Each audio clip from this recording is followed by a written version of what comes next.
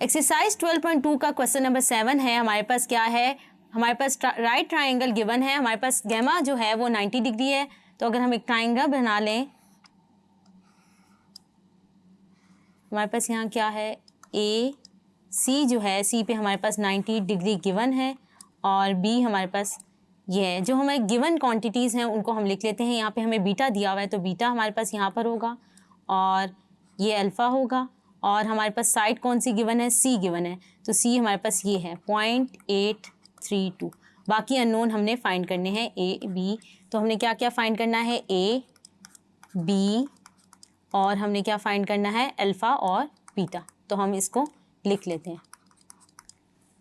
हमारे पास जो given quantities हैं हमने उसको लिख लिया है। अब हम क्या करते हैं, अल्फ़ा बीटा हमारे पास क्या है, हमने फाइंड आउट करना है। तो हमारे पास गैमा गिवन है तो हम निकाल लेते हैं। हमारे पास क्या आ जाएगा, अल्फ़ा बीटा हमारे पास गिवन है, alpha plus beta plus gamma किसके बराबर आ जाएगा, 180 डिग्री। तो यहाँ से अल्फ़ा प्लस बीटा क्या हो जाएगा, 50 डिग्री 10 मिनट प्लस गैमा क्या है 90 डिग्री 180 डिग्री। तो यहाँ से अल्फ़ा की वैल्यू अगर हम निकाल लें तो हमारे पास क्या आ जाएगा, उसको देख लेते हैं।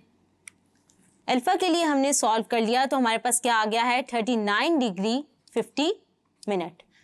अब हमने क्या करना है, ए बी की वैल्यू निकालनी है। तो अगर मैं लिखूं साइन अल्फ़ा या मैं टेन अल्फ़ा लिख लूँ, मेरे पास कौन कौन सी साइड गिवन है, ए और सी। तो मैं क्या करती हूँ, परपेंडिकुलर ओवर हाइपोटेन्यूज यूज़ करती हूँ। तो साइन अल्फ़ा लिख लेते हैं। साइन अल्फ़ा क्या होता है, परपेंडिकुलर ओवर हाइपोटेन्यूज। तो यहाँ पर परपेंडिकुलर क्या है, ए, और हाइपोटेन्यूज क्या है, सी। अल्फ़ा की वैल्यू पुट कर देते हैं। ए मेरे पास क्या है, यहाँ पर अननोन है, सी की वैल्यू हम लिख देते हैं। तो जब हम इसको सॉल्व कर लेंगे तो यहाँ से हमारे पास क्या आ जाएगी, ए की वैल्यू आ जाएगी। इसको सॉल्व कर लेते हैं हम यूजिंग कैलकुलेटर से।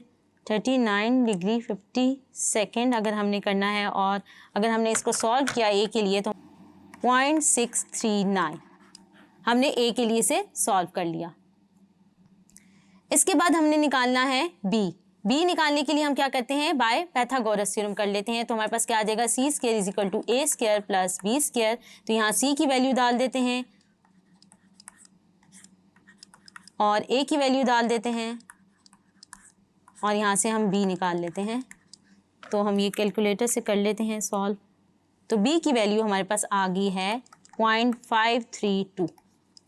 हमने क्या किया, हमारे पास गिवन कंडीशन थी गैमा 90 डिग्री और बीटा और सी की वैल्यू दी हुई थी। बाकी अननोन्स हमने इस क्वेश्चन में निकाल लिए। होप सो आपको समझ आया होगा। Thank you.